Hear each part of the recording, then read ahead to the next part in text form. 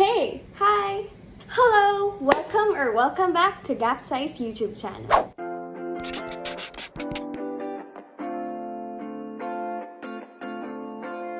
So, if you've been staying tuned, we have our new Psych Diaries series and it's my turn now to tell a story. I'm Jessie Dimaano, an incoming second-year psychology student in the University of Batangas. Ears on and let me share you my story. Bakit nga ba UBLC and psychology? Psychology because why not? Yun talaga yung sinabi ko sa sarili ko when I was deciding on what course that I would take for college. Months before I enrolled, amongst all of the choices and options that I have, the top on my list talaga was UST and MedTech. But with careful consideration and a lot more thinking, my friend actually suggested, uy, why not try searching about psychology? It might suit your interest. So, yun, that's it. I searched about it and I found out that this suits my personality more, and with the degree that I would be having after 4 years, I think it would open so many doors for me, not just in the medical field, if I ever change my mind into that route. Considering that we were in a pandemic setup, I chose a school that was close to home just in case. So I applied in UBLC. I already actually have a background about that school since two of my relatives actually graduated in University of Batangas, Lipa City. How's college life so far? To be honest, my freshman year was a bit lacking for me since masyado talaga ako nag-focus kung paano ako mag-a-adjust since it's a new environment, new academic system. So, sobra talaga akong kinabahan kung paano ako makikipag-socialize with other people in an online setup. I was missing a lot of activities na feeling ko mas ma-enjoy ko in a face-to-face setup since halos magto 2 years na rin noon that time na online setup yung nangyayari. And it was much more harder for me to connect with other people. But our profs are actually there for us. They pushed us into having fun despite of the ongoing pandemic and the online setup. They created fun and exciting activities for us to enjoy during the online classes. Actually, there were profs who was reminding us that we should step out pa of our comfort zones, and it was actually a big help since they were encouraging us and giving us motivation to do more way past our limits despite of the lack resources and everything that's hindering us to enjoy the classes. Additionally, our mother org, which is the Gapsy, they provide us webinars and bunch activities that were enjoyable at the comfort of our home. I stayed low talaga on my first sem since I climbed up and I was really shy to ask my classmates on what to do, what not to do. Unlike sa face-to-face na, isang kalabit mo lang, huy, pahing papel, huy, anong sagot, huy, anong gagawin, ganon. Diba? May seatmates ka na pwedeng pagtanungan na hindi ka mahihiya kasi nandun sila personally.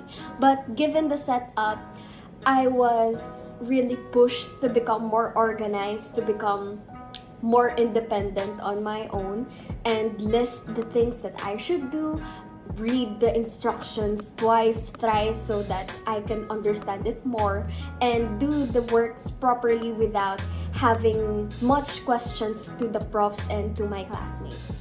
But nonetheless, it was actually a great experience for me since yun nga, napush ako maging organized and I was more focused on creating a much more good output. So I practiced on my editing more. I figured out new editing skills and editing outputs. So that was definitely an eye-opener experience for me since I figured out that I can do much more on my own pala, and it was a nice experience nonetheless, despite of the shy things that was manifested in me na hindi ko alam na nahihiya pala ako, na mahiyain pala ako. Because on my few years way back, since I was in my comfort zone and my comfort people, I was not really that too shy to ask and that too shy to just share and blurt out the things that I do normally in my academic life.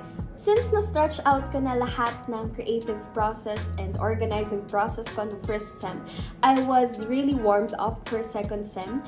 That being said, because of gapsy and because of my profs na nagpupush na, "Uy, mag-step up kayo sa comfort zone nyo," I was actually excited to know about the Psych laban na nag-open up ng opportunity for me to join a contest, which was... Anong contest yung ginoin ko? Wait, nalimutan ko.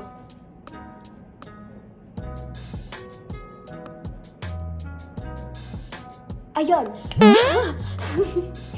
Aura ala Psychologia. I was given an opportunity to join Gapsy's event, Aura ala Psychologia, and it was a refresher for me since I miss doing outside academic activities, extracurricular activities in fact, and I was able to stretch out my creative outputs and inputs na na-practice ko nung first sem. That was an enjoyable experience for me since I was really looking forward to activities like that na pwede kong i-share out yung ideas ko, i-share out yung mga kaya kong gawin, especially that lagi lang talagang nandito sa bahay. And that sums up my first year experiences. And I'm really looking forward for my second year since I really feel like I have a grasp on what's going on and what I should do.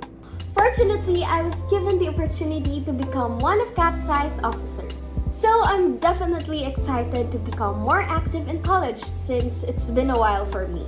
And that's it. I hope you enjoyed listening to my page of Psych Diary. Definitely watch out for more stories from my co-psychies. And hey, if you haven't watched the past videos, why not? Go check that out. If you're still lost to what course to take or what school to go to, why not add UBLC and psychology on your search list? You'll never know. There's a lot of intriguing things to experience here and it would be a lot to miss out. Speaking of which, definitely, surely, and certainly, wait out for more in Gapsy. We have plenty and more exciting things to come this academic year, so stay tuned for that. That being said, hey, leave a like button and feel free to comment down below for inquiries or suggestions. Here and out, eyes up, and minds open segments. Bye!